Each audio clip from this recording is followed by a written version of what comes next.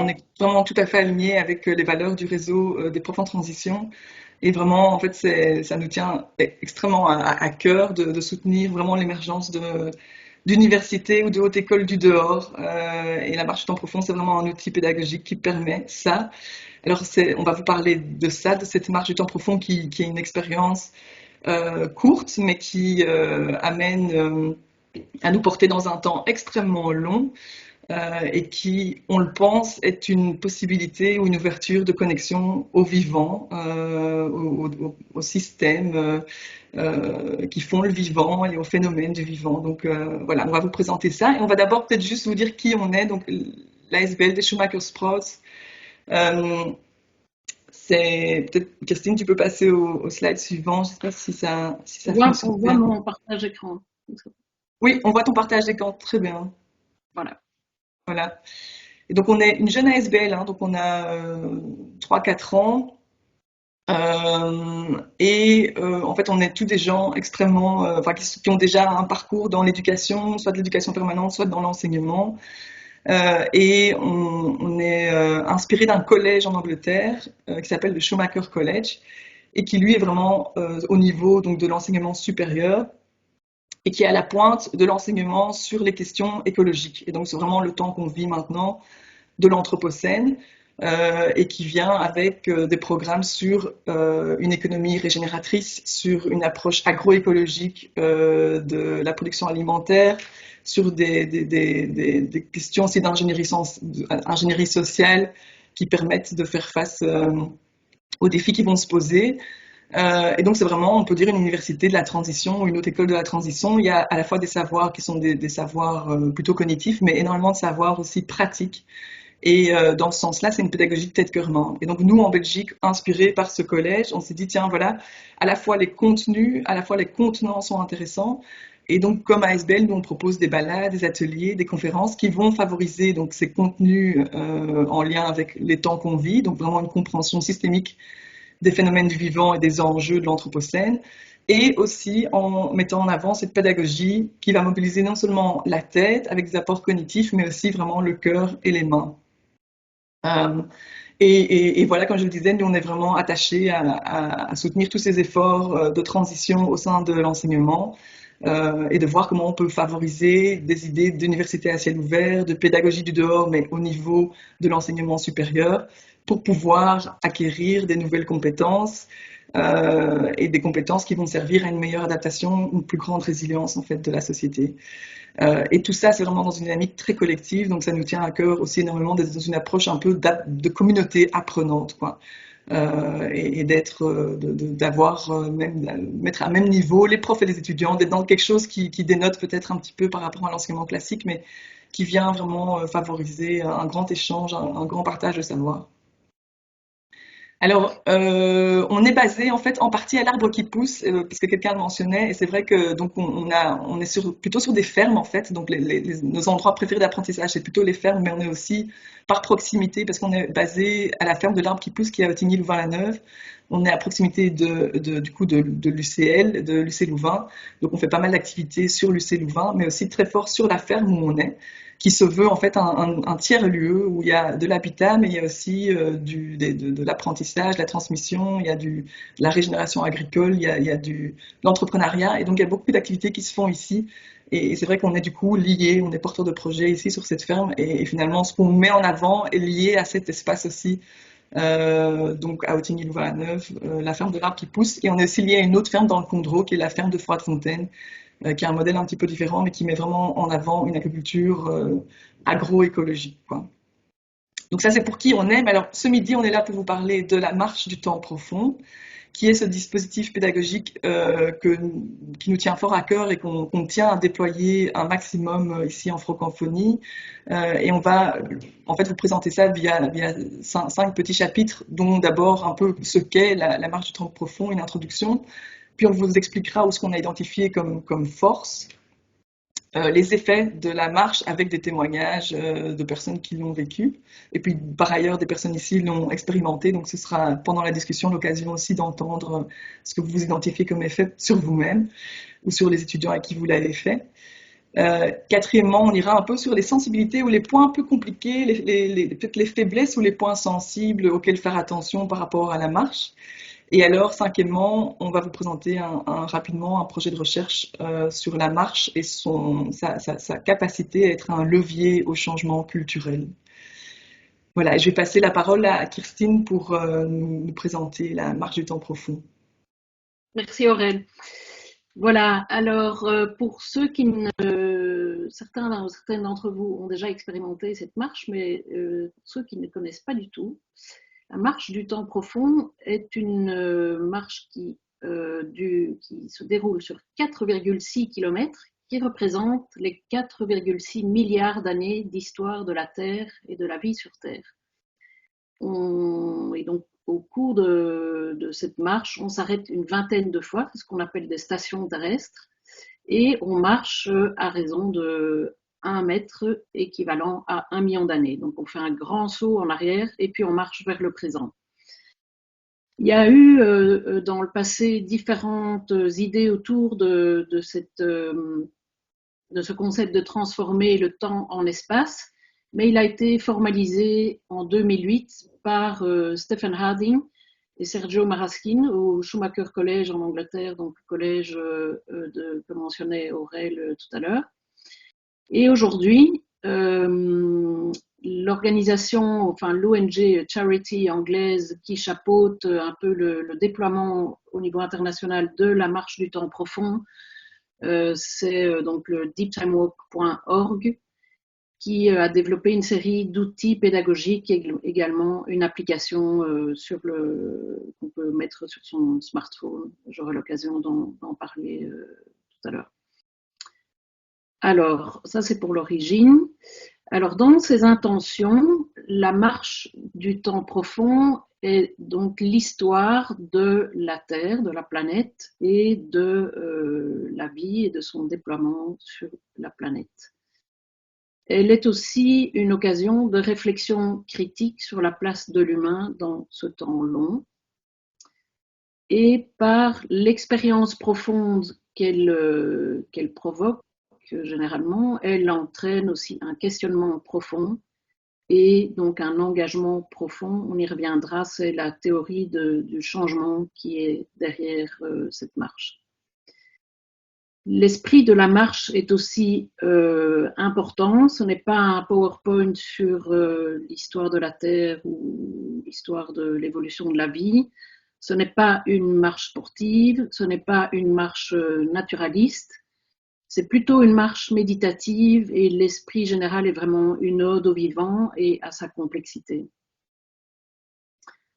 En termes de public, elle s'adresse à tous les âges. On a fait des marches tant pour des enfants, des ados et des adultes. Et c'est une marche qui est tout à fait adaptée au grand public. Elle est aussi adaptée dans des versions différentes pour des élèves de l'enseignement secondaire et du supérieur. On a également l'occasion de faire des marches pour des publics plus spécifiques, notamment le secteur non marchand, des ONG, des think tanks, des fédérations, mais également des entreprises ou des groupes, des associations de jeunes leaders d'entreprises, etc. Donc, on a eu l'occasion d'expérimenter la marche avec toute une série de publics. En termes de déploiement, comme je le disais, ses créateurs sont britanniques, donc elle a commencé à se développer au Royaume-Uni, mais elle s'est déployée après par ailleurs. Et en Belgique, donc les Schumacher Sprout, nous avons depuis 2019 organisé une bonne quarantaine de marches et touché certainement 500 à 600 personnes. Elle était également déployée de manière assez intense en France et ailleurs dans le monde. En France, il y a une communauté dont nous faisons partie du Cercle Cœur et qui est une communauté assez importante avec certainement 80 animatrices qui sont extrêmement actifs dans le déploiement de la marche, mais également dans la réflexion autour des outils qui supportent la marche. Et à ce sujet-là, donc tout ce qui est formation à l'animation de la marche est un sujet vraiment de discussion assez intense pour pouvoir proposer une formation un peu plus formalisée en se mettant d'accord sur un certain nombre de standards, ce qu'est la marche, ce qu'elle n'est pas, et comment on peut la déployer de manière conforme à son esprit. Donc ça, c'est quelque chose qui est en construction tant au niveau francophone qu'international. Alors pour voilà, ici vous présenter quelques outils. Donc à gauche, c'est un des guides qui sont disponibles et qui ont été traduits de l'anglais vers le français, donc qui existent en anglais et en français. Donc ce sont des guides pour organiser, animer la marche. Donc ça c'est la partie contenant. Il y a également un guide qui concerne les contenus, donc qui sont scientifiques et qui décrivent les 20 stations terrestres que je vous mentionnais tout à l'heure.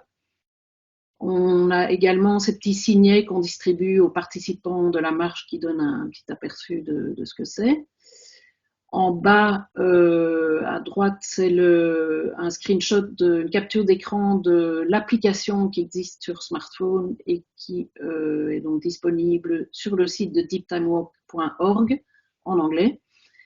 Et en haut à droite, ce sont des cartes qui sont également disponibles sur le site de deeptimewalk.org et qui font partie du matériel qu'on peut acquérir sur ce site. Voilà, en les achetant. Alors, juste pour vous mentionner qu'à certaines occasions, par exemple ici en 2021 pour la COP26, on a organisé au niveau mondial toutes des marches le même jour. Et donc là, on a eu plus de 50 marches organisées worldwide pour la COP26 qui se déroulait donc à Glasgow. Voilà, j'en ai terminé ici. Aurèle, je ne sais pas si tu veux ajouter quelque chose, sinon je te passe la parole pour la suite. Merci. Voilà, je vais vous présenter un peu les forces qu'on identifie dans le dispositif donc, de cette marche du temps profond comme dispositif pédagogique. Et donc, une première force, c'est qu'on est vraiment sur une expérience tête, cœur, main, et on pourrait dire même pied, vu qu'on est vraiment on est sur une balade. On identifie généralement des parcours qui sont en dehors des villes ou qui sont sur en tout cas des zones vertes. Donc, on pourrait imaginer des parcours qui sont en partie dans des parcs. Mais l'idée, c'est d'être en balade. Et alors, pourquoi tête, cœur, main? Parce qu'on est au-delà vraiment d'un apprentissage cognitif, parce qu'on va questionner beaucoup aussi notre rapport au vivant. Donc, il y a toute une série d'informations d'ordre scientifique, que ce soit de la biologie, de la chimie, de la physique, qui vont en fait s'entrecroiser pendant la marche. Mais l'idée est de ne pas rester sur un rapport exclusivement objet-sujet ou sujet-objet avec une étude, mais comme on est en mouvement, on est dans une approche où on implique aussi des questions de relation. Donc c'est vraiment le cœur y est aussi. On va poser en fait pour plein d'éléments qui vont apparaître pendant cette marche la connexion de notre personne avec l'eau, avec les bactéries. Et donc il y a quand même une dimension un peu plus philosophique qui implique donc cette expérience triple, quoi, tête, cœur et pied. On est vraiment dans un changement d'échelle. Pourquoi? Parce que on pourrait présenter, et c'est d'habitude comme ça que c'est fait, quand on présente l'histoire de la Terre, on a une ligne de temps qui va retracer en fait les grands changements géologiques de la Terre. Donc on est sur une échelle linéaire qui tient généralement en une feuille A4. Donc on a 4 milliards 600 millions d'années qu'on arrive à caser en fait sur une feuille A4. Et on a Edgar Morin qui parle justement de cette échelle qui est importante à changer et de sortir un petit peu de cette idée de contrôle. Donc l'humain va pouvoir réduire à taille, contrôler ce qui est macroscopique, ce qui est trop large, et de même ce qui est microscopique, on va le remettre à échelle grâce à des microscopes pour pouvoir aussi le voir. Ici, en fait, au lieu d'être en contrôle d'une ligne de temps sur une feuille A4, on va être nous, le curseur en fait du temps. Donc le corps va devenir ce curseur qui bouge sur cette ligne du temps et qui va pas être linéaire parce qu'en fait on va faire une boucle en plus. Donc on part d'un endroit et on revient à cet endroit. Et donc, on va marcher ce temps. Et le fait de marcher ce temps, ça crée un décentrement. On va revenir vers ce concept de décentrement un peu plus tard, quoi. Alors, on est aussi dans une approche extrêmement systémique et interdisciplinaire. Donc, il n'est pas question de se centrer uniquement sur les végétaux ou sur le monde animal. On parle de tout. Bien sûr de géologie, bien sûr du cosmos et de l'univers, bien sûr de l'eau, euh, et tout ça avec des histoires, avec l'histoire du vivant qui se déploie. Et donc, on n'est pas dans une approche qui va être spécifique ou segmentée des sciences. On est vraiment dans une interdisciplinarité des sciences ici, mais aussi dans voilà, toutes ces interrelations et une approche très systémique. Donc, on va voir quels sont les bouts de rétroaction qui arrivent dans cette histoire du vivant, comment les bactéries et la géologie en fait sont liées, comment le climat est lié en fait à l'activation d'une émergence de vie. Donc, comment tout ça est interrelié, quoi. Et puis l'expérience, une autre force de cette marche, donc, qui dénote peut-être avec une approche plus classique, c'est qu'on est vraiment au dehors. C'est une expérience vraiment pédagogique du dehors. On est dans la forêt et on fait une immersion dans cette histoire, dans ce temps long. Et donc on le symbolise généralement vraiment au début, avec d'abord un cercle et en faisant... Il y a toute une série d'animations, donc on n'est pas seulement sur un récit avec des participants qui sont passifs. On demande, il y a un engagement, il y a des animations, et donc dès le début, on se projette, on va se projeter dans le passage dans le passé, mais un grand pas en arrière dans le passé, donc on va symboliser ça, on va faire un pas en arrière. On va pouvoir avoir d'autres moments où on va symboliser ou faire un jeu qui concerne le transfert horizontal de gènes des bactéries. On va nous-mêmes parfois incarner ou bien la photosynthèse. On va jouer en fait à représenter le vivant. Donc on va vraiment s'immerger dans ce vivant en étant au dehors, mais aussi dans la façon dont on va présenter l'information. Alors, il y a aussi le fait qu'on est, et ça c'est formidable pour les profs qui voudraient en fait aussi réunir finalement l'information qui s'est peut-être déployée sur une année dans différents cours, que ce soit des cours d'EDM ou d'autres cours, parce qu'il y a une grande dimension quand même philosophique. Mais ici, on a en fait en 3 heures de temps, on retrace l'histoire du vivant dans ces liens, et donc on a une compréhension finalement synthétique du déploiement de la vie, parce qu'on refait des liens entre différents peut-être moments qu'on a une fois ou l'autre étudiés plus en détail. Mais ici, donc, on fait le lien entre ce qui est de l'ordre de la géologie et de la vie bactérienne, entre ce qui est de l'ordre de l'émergence du végétal ou de formes symbiotiques, le lichen qui apparaît et qui va du coup avoir une influence extrême sur ce qui va se passer au niveau zoologique dans les océans. Donc ici, on va faire des liens entre tout ça et ça va donner un récit, une histoire qui nous permet en fait de se relier, de comprendre l'histoire de la Terre et du vivant, quoi, du déploiement de la vie, quoi. Donc il y a cette grande qualité, cette grande force. On réunit finalement tout ça depuis l'émergence du système solaire jusqu'à aujourd'hui. Voilà, alors du coup, je passe aux effets. Donc ça, c'est un peu les forces en termes de dispositifs. Alors, qu'est-ce que du coup ça provoque? Alors, peut-être je vous laisse quelques, enfin 30 secondes ou une petite minute pour vous, pour lire en fait ce que vous voyez ici. Donc ça, c'est des extraits. Donc on a une évaluation qu'on envoie généralement aux participants à la fin de la marche. Et donc ça, c'est simplement des extraits, des citations de participants. Euh, voilà, je vous donne juste peut-être quelques secondes pour le lire.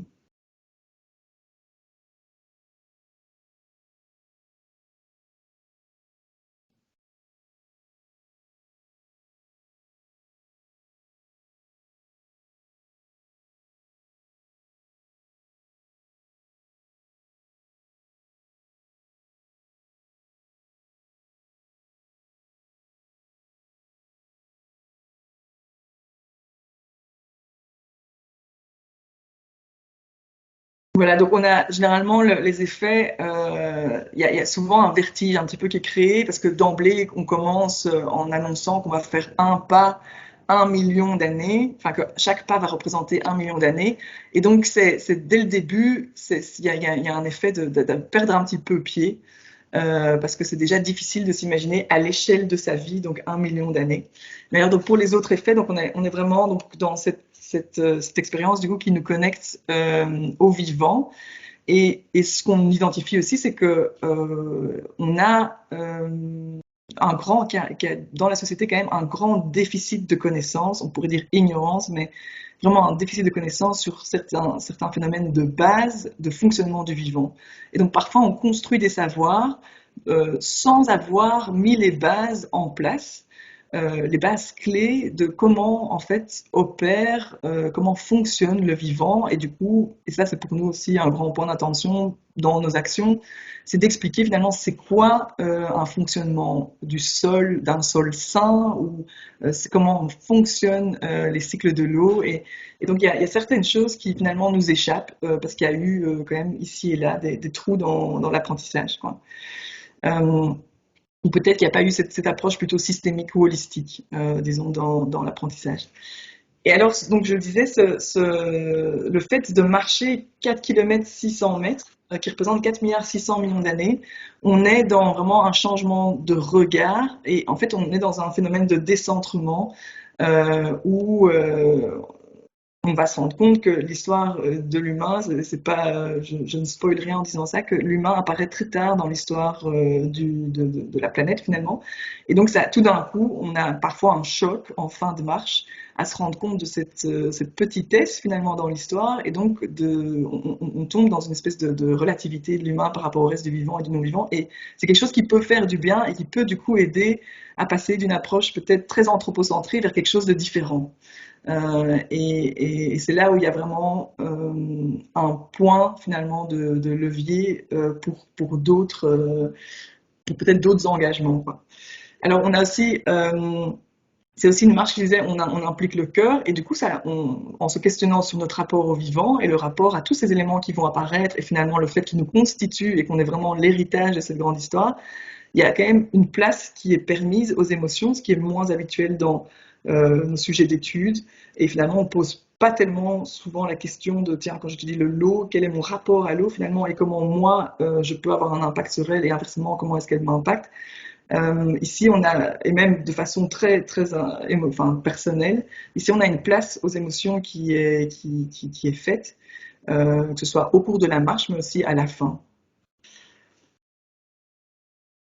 Et puis, et ça c'est un peu la théorie du changement qui est derrière cette marche. Donc on est sur une expérience profonde. Donc il y a certains déclics qui peuvent avoir lieu pendant la marche ou à la fin de la marche, ou pas du tout. Ça va dépendre aussi de la disposition de la personne quand elle est là, etc. Mais on voit ça comme une possibilité d'expérience d'écologie profonde. Et lié à ça, du coup, très souvent un questionnement profond. Et donc, ce qu'on a souvent, c'est des retours qui sont que la personne s'est posée, s'est réveillée le lendemain avec encore des questions. On a encore parlé à ses amis la semaine qui a suivi et est revenu là-dessus parce que ça questionne énormément. Et de ce questionnement, donc c'est ce qu'on a comme schéma ici, la deep expérience, donc l'expérience profonde, le deep questioning, le questionnement profond, qui peut engendrer un engagement profond. Et donc l'idée ici, c'est d'être dans l'engagement, mais un engagement qui soit vraiment relié à cette expérience de reliance profonde au vivant. Donc on est du coup dans un engagement qui va peut-être pas être sur certaines actions techniques de l'ordre de ce qu'on appelle l'écologie de surface ou de superficie, mais peut-être dans d'autres mouvements, plus de fond, et voilà, sur une espèce d'engagement qui va prendre une autre couleur, quoi. Donc ça c'est pour les effets, et on en parlera peut-être plus longuement dans la discussion, mais je vais passer la parole à Christine pour un peu vous montrer qu'est-ce qui est sensible au niveau de la marge du temps profond. Oui, merci Aurèle. Donc, je vais aborder maintenant les points sensibles qui sont à la fois peut-être des points d'attention dans le déroulé de la marche ou peut-être des points qui pourraient être perçus comme des points de faiblesse de l'expérience. Alors, pour l'instant, il n'existe qu'un seul narratif et c'est donc celui que nous utilisons et qui est celui basé sur un récit scientifique, basé sur la meilleure science disponible. Mais pour l'instant, donc, c'est l'unique qui existe. L'expérience, ben, elle est quand même assez cadrée dans le temps. Elle dure 2h30 à 3 heures, qu'on peut éventuellement prolonger avec un accueil ou une réflexion ou un partage sur les émotions, mais ça reste une expérience qui est quand même limitée à une demi-journée maximum, vraiment. On a remarqué aussi que c'était important d'expliquer la démarche de la marche du temps profond en début de rencontre, parce qu'il y a parfois des attentes qui sont en décalage par rapport à ce qu'elle est réellement. Donc, on prend le temps aussi d'expliquer la démarche, ce qu'est la pédagogie qui est derrière, que le côté non conventionnel de l'expérience que les participantes vont vivre. Alors, elle est évidemment adaptée en fonction de différents critères du public, leur âge, peut-être leur formation, leur background et les attentes qui sont sous-jacentes à ces catégories. Et malgré tout, animer une marche du temps profond, et ça, les personnes dans l'assistance qui sont en formation par rapport à ça peuvent en témoigner, mais c'est vrai que l'animation d'une marche du temps profond demande d'abord de se former, d'acquérir ou en tout cas d'avoir une certaine maîtrise sur les contenus scientifiques, mais aussi sur le contenant. Donc tout ce qui est autour de la marche, comment on anime les différentes stations terrestres, donc qui sont les arrêts le long de la marche, et sans négliger tout l'aspect logistique qui est quand même important, de trouver un parcours, de le faire plusieurs fois, de voir quand on s'arrête, puis il y a toute la gestion de la marche en amont, en aval, recruter les participants, enfin gérer différents aspects pratico-pratiques. Voilà, donc tout ça demande un certain temps d'habituation et une certaine pratique. Alors, je vais maintenant aborder la partie qui concerne la marche en tant que levier au changement culturel.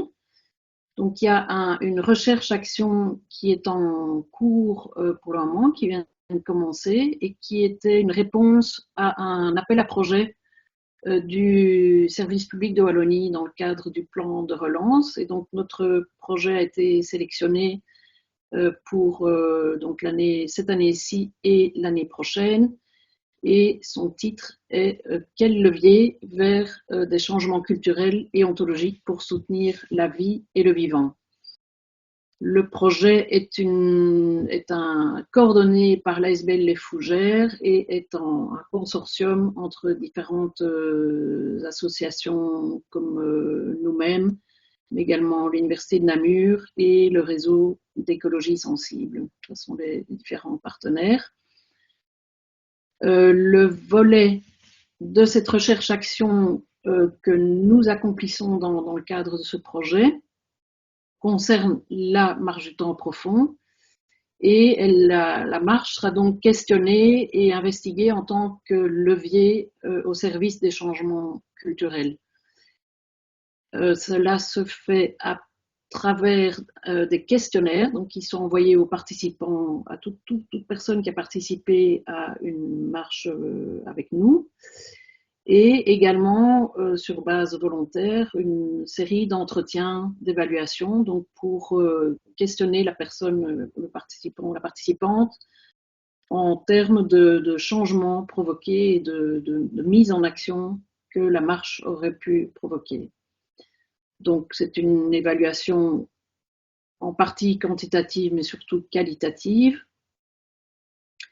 et qui sera donc rendu public à la fin du projet, donc à la fin de l'année prochaine, avec très certainement un événement aussi ouvert aux personnes intéressées pour le partage des résultats d'ensemble de cette recherche-action. Alors, les hypothèses qui sont testées concernant la marche, donc hypothèse de levier au changement culturel, eh bien, ce seront par exemple la connexion, le fait d'être connecté au vivant, de se connecter au vivant autour de nous dans le cadre dans lequel se déroule la marche. Le fait que ce soit une approche tête, cœur, main, donc c'est pas différentes compétences sont mobilisées au cours de cette expérience.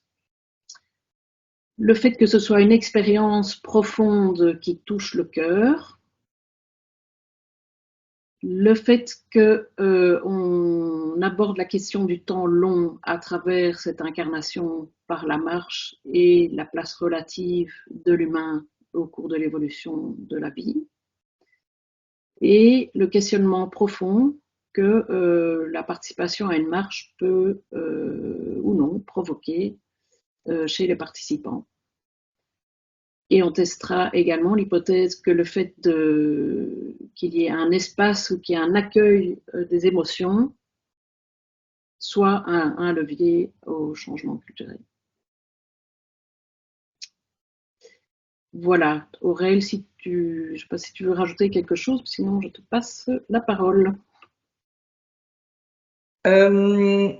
Mais pour dire que cette marche peut, enfin, en fait, c'est une marche qu'on donne, peut-être on n'a pas précisé, mais donc c'est une marche qu'on donne à la fois de façon unique, donc c'est-à-dire qu'on organise régulièrement en fait des marches pour le grand public, au moins une fois tous les 2 mois. Il y a une possibilité de suivre une marche, soit au départ du bois de Lozelle à Ottigny-Louvain-la-Neuve, soit au départ de l'Arbre qui pousse, donc qui est cette ferme, ce tiers-lieu sur lequel on est basé, qui est aussi du côté d'Ottigny, soit au Rouge Cloître. Donc là, on a 3 en fait trajets, parcours qu'on a identifiés maintenant de longue date, qu'on a déjà on a déjà battu les sentiers là de façon intense. Et donc on organise régulièrement des marches pour le grand public et puis on organise après à la demande très souvent des marches. Donc demain, il y a justement pour la Haute École Vinci ici, on a une marche au départ de l'Arbre qui pousse pour des étudiants. Donc cette marche est soit en fait organisée en une après-midi, donc en 2 heures, 3 heures, soit elle est un dispositif dans une expérience immersive peut-être plus longue. Et donc cette marche est aussi très intéressante à tester et on fera dans la recherche-action peut-être la différenciation entre ces marches qui sont peut-être comme ça présentées de façon one-off ou ces marches qui sont présentées dans un cadre plus large d'un atelier ou d'une formation ou d'un cours. Et donc, voilà, c'est quelque chose qui permet en tout cas un changement de regard, qui permet ce décentrement, qui permet un questionnement et qui permet éventuellement d'aller creuser plus loin sur les questions de notre relation à l'anthropocène, de ce qu'il est nécessaire de mettre en mouvement et des émotions que ça génère aussi. Donc voilà, c'est un peu des cadres dans lesquels on fait la marche et ça se met très bien aussi dans tout ce qui est travail qui relie ou traversée qui reconnecte, donc qui est le travail de Johanna Messi, qui est de l'ordre de l'écologie sensible ou de l'éco-psychologie. Mais la marche, nous, on trouve, se met très bien dans tout ce qui est plutôt éco-philosophie et donc peut être très, très bien intégrer des tas de cours, en fait, en haute école, dans le supérieur ou à l'université, pour questionner, en fait, différents rapports qu'on a avec le vivant et avec ce temps présent, en ayant cette perspective du temps long. Alors, donc au niveau des Schumacher-Sprott, nous, on est vraiment intéressés et on veut soutenir tout ce qui est de l'éducation transformatrice à un niveau d'enseignement supérieur, pouvoir soutenir des apprentissages holistiques, donc qui soient vraiment tête, cœur, main, et des apprentissages systémiques, donc vraiment sur les idées de système et les dynamiques de système du vivant. Et donc tout ça touche à ce courant philosophique qu'on peut appeler l'écologie profonde, et donc à des questions écosophiques ou éco-philosophiques. Et donc il y a des tas d'auteurs très pertinents qui nous permettent d'aller nourrir en fait cette dynamique de réflexion et la marche est un peu une entrée en matière pour poser des questions plus profondes. Et puis donc vraiment aussi ce mouvement pour nous il est vraiment nécessaire de décloisonner les savoirs mais aussi de nous décloisonner en sortant un maximum au dehors et donc de pouvoir permettre d'avoir des étudiants qui font des balades en forêt, qui font des balades autour des lacs, qui sont dans une pédagogie du dehors qui soit beaucoup plus en lien direct avec les éléments, qui peuvent être parfois confrontants. Il faut dire que pour ce printemps, vous ne l'avez pas manqué, mais il a plu pas mal. Donc on s'est fait déjà rincer plusieurs fois. dans les marches dans les dernières semaines. Et donc ça peut être aussi une expérience il y a l'expérience de la marche sous le soleil et puis l'expérience de la pluie qui tombe exactement au moment où on annonce quel était le moment de la première grande pluie sur Terre, donc à 4 milliards 100 millions d'années avant aujourd'hui. Et voilà, on a parfois des moments comme ça un petit peu particuliers, mais c'est des expériences intéressantes. Et puis ici, on a fait un petit florilège de citations pour vous, qui sont justement tous ces auteurs un petit peu de l'ordre de l'écologie profonde et de l'écophilosophie, ou des scientifiques comme Lynn Margulis qui nous dit Life did not take over by combat, but by networking.